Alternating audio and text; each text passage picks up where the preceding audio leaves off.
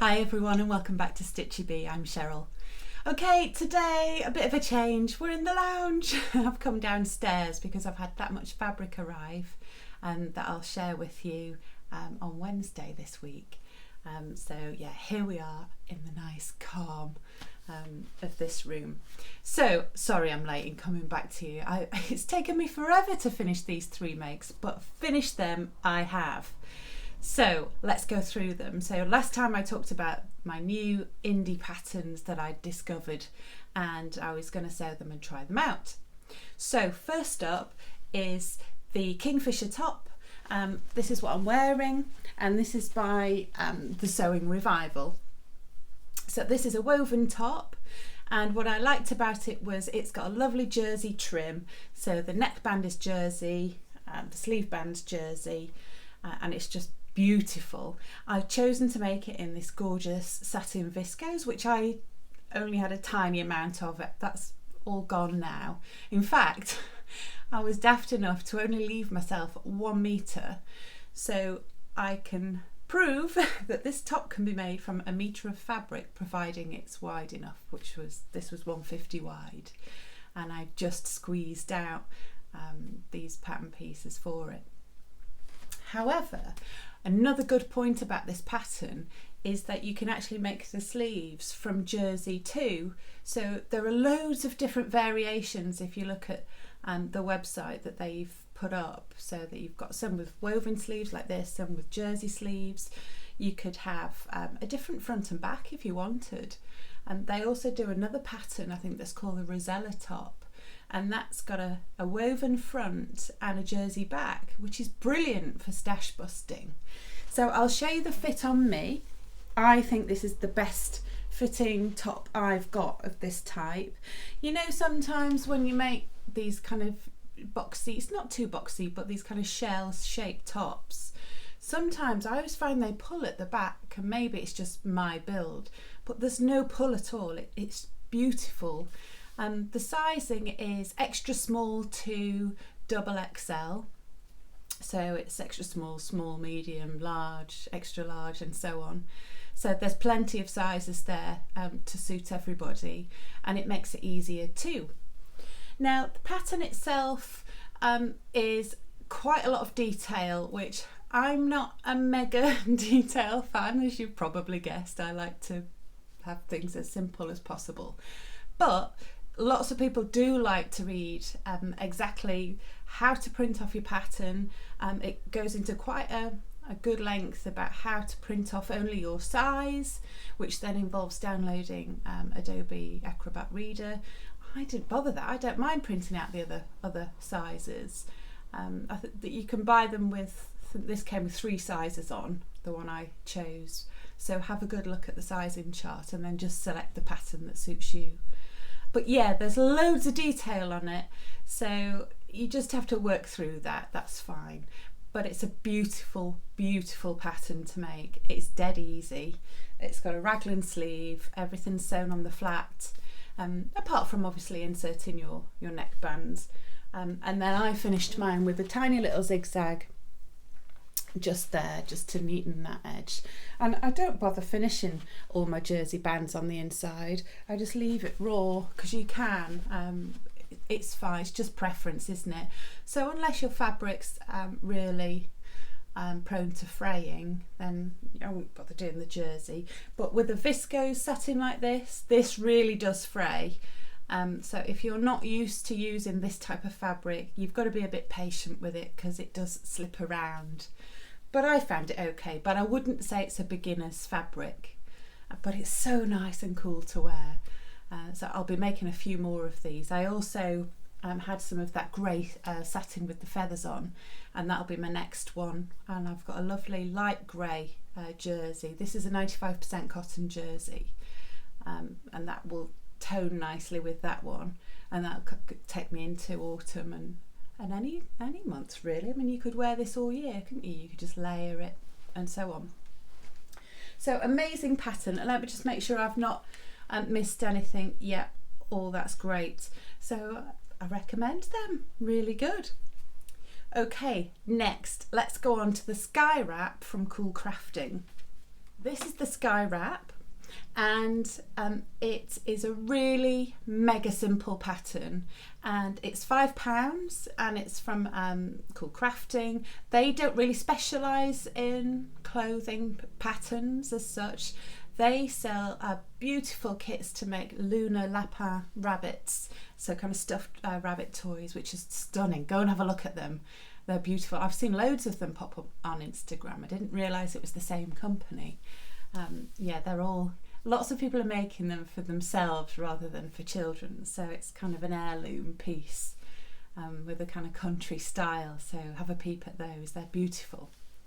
Now, so this pattern is £5. It's not a pattern actually. It's just a list of email instructions. When I bought it, I wasn't able to get my instructions straight away, which is kind of frustrating when you want to start sewing, isn't it? I think it came the next day, so it's literally emailed out by somebody in person. So if you're in a rush, just bear that in mind. It's not too much of a problem for me, and I wanted something that I could make gifts for Christmas, and I know lots of you said what a great idea it is to do that, because this uses less than a metre of fabric. Obviously it's lined as well, so less than a metre of each fabric, and I've chosen 3 statement buttons as per the instructions.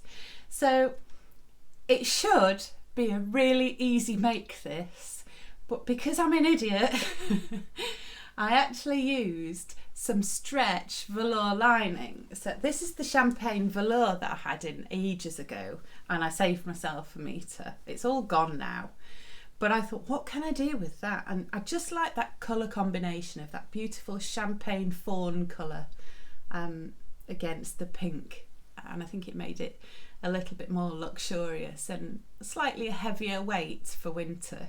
And I can see this with a pair of winter white trousers and a lovely long sleeve top underneath. So yeah, I went for style over substance, and it was an absolute pain to sew, because stretch velour's fine when you're sewing it on its own, but when you're sewing it, attaching it to a woven, and you can't get more woven than this lovely tweed, it would not stay. It moved all over the place. I even tried it on all my sewing machines, and the same happened with it all. So even with the faff, with the built-in walking foot, it still stretched. So it's probably not perfectly square, because there was a little bit of fabric left at the end of the velour that I had to then trim off. So Lord knows what's happened to the shape of it underneath. But I think I've got away with it. I think it's okay, but I wouldn't advise it. Lesson learned for me. But I do like the effect. It's really pretty, isn't it? So yeah, I'll be wearing this definitely. But next time I'm gonna make it with 2 fabrics that behave nicely. I'll pop a link actually to a couple that I've seen on Instagram that are beautifully made and well pressed and perfectly aligned corners. Unlike this one, probably. I wouldn't look too close at it, but it's turned out okay. So yeah, it's a lovely, lovely pattern. It's not really a pattern. You might feel a bit shortchanged perhaps, but you know, it's all about the instructions, and somebody's taken time to show you how to make this. So I think for a £5, I think it's great. And it's definitely one you can make again. Okay, and my third make was this beautiful tiramisu dress from Sewing Cake Patterns, and I think this is probably their most popular pattern, looking at the web and what people are posting. Maybe anyway, that's the one that I've seen the most. And it's on the mannequin because it doesn't quite fit me right yet, so it needs taking in. And I think as a result, that means that this band here is sitting a little bit too high. And I think it's because it needs taking in. And there's nothing wrong with that. The pattern's actually drafted so that you can sew in the side seams to get a perfect fit, which is why lots of these that I've seen photos of look beautifully fitted. So I need to spend a bit longer on this, but I love it, especially in this fabric. So this is a Roma Ponte. and this is my silver blue Roma Ponte. It's like a baby blue, but it's slightly more silvery than the last one I had, so I thought I'd change the name so it didn't confuse you. The dress also comes with pockets, and it's beautiful in terms of this neckband. It's so simple, and the instructions are very, very clear as to how to achieve that.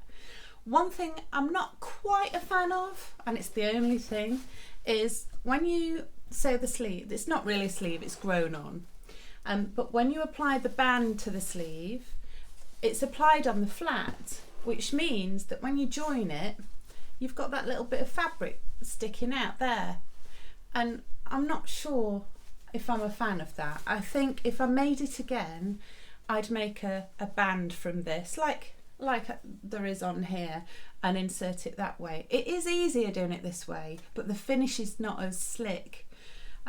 So that's if I've understood the instructions right, and I think I have. There's always a chance I haven't, but I think that's how it's supposed to be. So I think it could be a little bit smoother there. But at the back, it's really, really beautiful. The neck sits beautiful. The shoulders are great. I still want to keep pulling it down though, but again, I think it's because it needs taking in at the sides. So you can see when that's taken in, it will fit better. And the top half of this is fairly similar to me, which is a bonus. So you can see there, it does need some fabric taken in at the sides. So we'll see. And the skirt's sewn on the bias, and it hangs amazingly. I can't show you full on here. Well, let me try. Let's lift her up. So you can see how it hangs. There's a seam down the centre, which is absolutely fine. Be mindful of that though if you choose a fabric with a print. And the same at the back. So there are 4 skirt sections, and I think it helps it just drape beautifully. Because in a Roma Ponte, you could run the risk of it being a little bit stiff perhaps, but nah, this is great. It's so well drafted, it just hangs really well. And lengthwise, it's great. It's below the knee, just perfect. And you can obviously select the length of yours to suit you. So will I make it again? Yes. The instructions were fantastic, really simple. You can see it coming together very quickly. There are one thing to watch for on the pattern pieces. So this is, I've got a variable bust sections. So the bodice comes in different cup sizes, and you need to find and select yours. So they will all be printed out. So you'll need to, I think there are 4. I may be wrong, but just make sure you pick the right one for your size. So you'll have a little bit of planning to do, because you've got to plan the bodice size, you've got to plan the waistband size and make sure that matches to the skirt pieces. So just take a bit of time to do that and make sure you've cut out all the right pieces, and then you're away. It does come together really quickly. I think this took me a couple of hours after I'd cut it out. But yeah, I'd like to see it made up in the stripes as per the pattern front. I think that would be a nice challenge, but I just wanted to get it done in a plain just to see how it fit first. So yeah, I'm going to take this in and hopefully get a bit of a snugger fit on the waistline there. So that's it for my 3 makes this week. I said I was going to talk to you about coat fabric, and I don't want to make this video too long, so on Wednesday, in 2 days time, I'm going to show you a coat fabric haul and give you some ideas for winter fabrics as well. So I hope you found that helpful. Good luck with your makes. I know lots of you have bought these patterns, and the indie pattern companies all contacted me and said thank you so much. They've sold lots, so that's good for them. So well done for supporting some of the lesser known brands out there. Anyway, I'll love you and leave you. I'll see you on Wednesday, and then I'll also see you next week as well. You take care. Bye for now.